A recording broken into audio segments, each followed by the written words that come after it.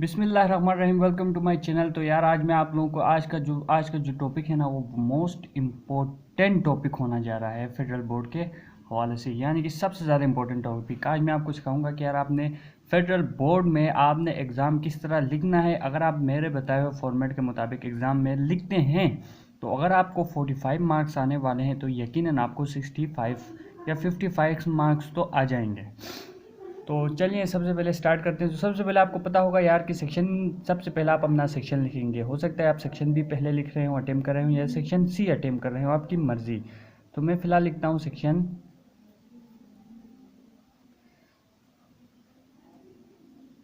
Section, इसके बाद 2 dot, ये डॉट, फिर उसके बाद बी, और इधर नीचे आपने सिंपल सी एक लाइन ड्रा करनी है बस। अक्सर बच्चे ये करते हैं कि यार सेक्शन बी लिखने के बाद यहाँ ऊपर स्टार, यहाँ कोमा, यहाँ अंडरलाइन, इसके ऊपर मुख्तलिफ़ किस्म के डिज़ाइन। तो आपने अगर अच्छे नंबर हासिल करने हैं तो आपको डिसेंट रहना पड़ेगा। आपको अपना जो आंसर है ना वो सिंपल से सिंपल वे में इजी टू अंडरस्टूड देना पड़ेगा, क्योंकि एग्जामिनर्स के पास इतना टाइम नहीं होता कि वो हर एक चीज़ को गौर गौर से देखें और समझें। तो आपने इस तरीके से लिखना है कि उनको इजीली समझ में आए, बस सिंपल। भले ही आपकी राइटिंग मेरी तरह बेकार राइटिंग हो या भले ही आपकी राइटिंग बहुत अच्छी हो, आपने सिंपल वे में लिखने की कोशिश करना है।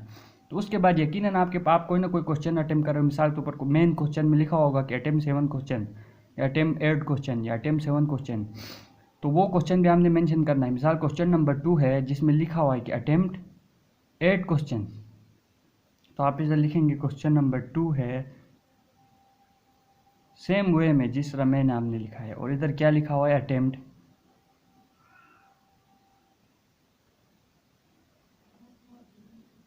अटेम्प्ट एनी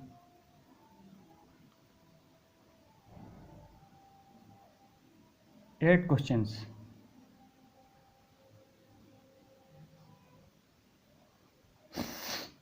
अक्सर बच्चे यार ये नहीं लिखते क्योंकि वो समझते हैं कि यार ये तो बेकार चीज़ है, लेकिन इसका फ़ायदा ये होगा कि यार एग्जामिनर को पता लग जाएगा कि इसने क्वेश्चन नंबर 2 अटेम्प्ट किया है और जिसमें 8 क्वेश्चंस इसने अटेम्प्ट करने हैं, और ये 8 के 8 क्वेश्चन अटेम्प्ट करेगा।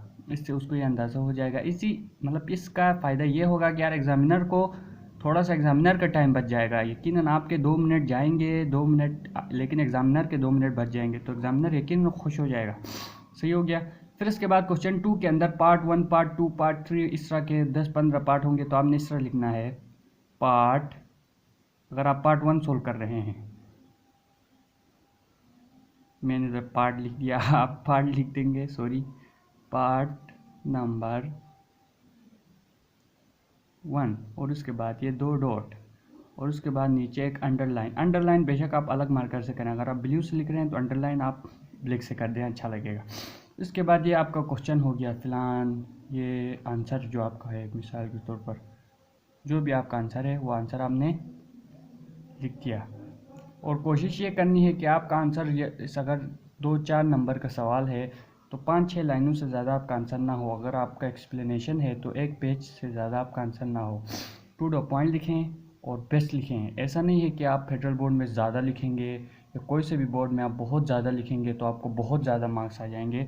ये बात बिल्कुल ही गलत है। आप टू द पॉइंट आंसर लिखेंगे, आप अच्छा लिखेंगे तो उसी हिसाब से ही आपको मार्क्स आ जाएंगे। इसके बाद ये एक बहुत ही ज़्यादा इम्पोर्टेंट बात है कि यूँ ही आपका कोई क्वेश्चन या कोई पार्ट आप लिख लेते हैं, उसके बाद आपने एक अंडरलाइन लगानी होती है, इस तरह की एक लाइन जिस तरह मैंने अभी इधर लगाई। सही हो गया। ये लाइन ये शो करती है कि भाई इस बंदे ने ये पार्ट 1 लिखा है, और पार्ट 1 लिखने के बाद अब इसका पार्ट 1, ये लाइन शो करेगी कि अब इसका पार्ट 1 जो है ना कंप्लीट हो चुका है, मज़ीद ये लिखने वाला नहीं है पार्ट 1 के बारे में। अब इसी तरह पार्ट 2, पार्ट 3, पार्ट 4 हो जाएगा। और इसी तरह अगर कोई मेन क्वेश्चन आए कि यार अटेम्प्ट एनी ये पार्ट, अटेम्प्ट ये पार्ट, मिसाल के ऊपर अगर क्वेश्चन नंबर 2 तो ये था ना, 2 के 8 पार्ट थे जिसमें से मैंने एक पार्ट कर लिया, मुझे एक पार्ट ही आता था। आप जाहिर सी बात है जितने पार्ट आपको आते हैं आप करेंगे। मैंने क्वेश्चन नंबर 2 का पार्ट 1 कर दिया, पार्ट 2 इधर करूँगा, पार्ट 3 करूँगा। इसी तरह अगर अब क्वेश्चन 2 कंप्लीट हो गया, अब क्वेश्चन 3 आएगा। मिसाल के तौर पर क्वेश्चन 3। अब क्वेश्चन 3 में लिखा हुआ है जी मुझे क्या करना है, किसी पोएम, कोई पोएम बताई हुई है, मुझे उसका सेंट्रल आइडिया लिखना है। मैं आपको ये समझाने के लिए बता रहा हूँ। तो अगर मुझे एक क्वेश्चन 3 में मिसाल बताया गया कि एक पोएम है जिसका आपने सेंट्रल आइडिया लिखना है, तो क्वेश्चन 3 के बाद आप इधर सेंट्रल आइडिया हेडिंग लगाएंगे। ऐसा नहीं है कि क्वेश्चन 3 के बाद आप डायरेक्ट लिखना स्टार्ट करने के। सेंट्रल आइडिया की स्पेलिंग CENTERAL,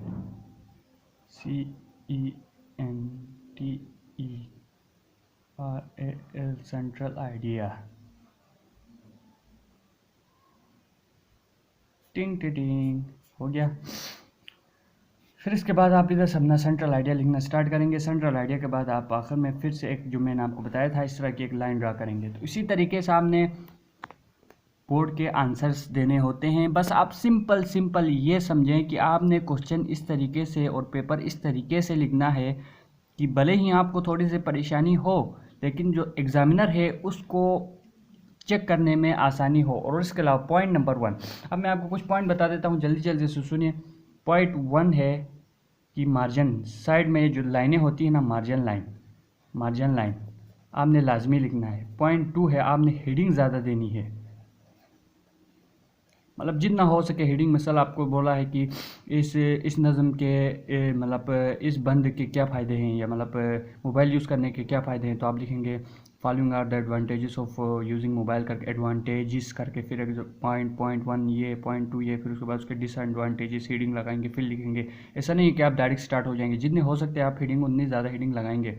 और उसके अलावा हेडिंग ज़्यादा लगाएंगे आप, और उसके अलावा मार्जिन लाइन, और उसके अलावा क्वेश्चंस को प्रॉपर्ली मेंटेन करेंगे। और क्वेश्चंस को प्रॉपर्ली, कुछ छोटे मोटे क्वेश्चंस होते हैं उनको लिखा करेंगे। मिसाल तो पर क्वेश्चन नंबर 2 था, अटेम्प्ट एनी 8 क्वेश्चंस। ये लिखने की ज़रूरत नहीं थी, लेकिन मैंने लिख दिया एग्जामिनर की आसानी के लिए। तो आप भी इस तरह लिखेंगे, जितना हो सकता है आप लिखेंगे। से हो गया। और उसके अलावा use black and blue marker,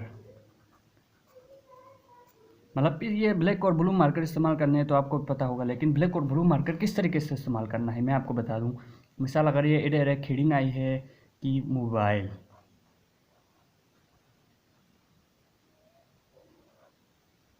यार ये स्पेलिंग मैंने गलत लिखी है, चलो ठीक है, मोबाइल। अब इसमें आप ब्लैक मार्कर को इधर नीचे अंडरलाइन के लिए इस्तेमाल करेंगे। इससे फ़ायदा क्या होगा? इससे कोई फ़ायदा नहीं होगा। इससे फ़ायदा ये होगा कि आपका जो पेपर है प्यारा लगेगा। सही हो गया। और इसके अलावा do not use any irrelevant diagrams. For example, एक दो बंदे इधर, इसके बाद इधर एक स्टार लगाएंगे, इधर एक स्टार लगाएंगे, कुछ बंदे इधर थोड़ा सा यूँ करेंगे, इस तरह फूल बनाएंगे, इस तरह। सही है। ये हरकतें ना, जिस तरह यूट्यूबर्स और टिकटॉकर्स में यही चीज़ का फ़ायदा होता है, यही चीज़ का फ़र्क होता है कि यूट्यूबर्स सिंपल वे में करते हैं, जबकि टिकटॉकर्स इस तरह करके डायग्राम्स बनाते हैं साइड में। आपने टिकटॉकर नहीं बनना, आपने क्या बनना है? यूट्यूबर बनना है।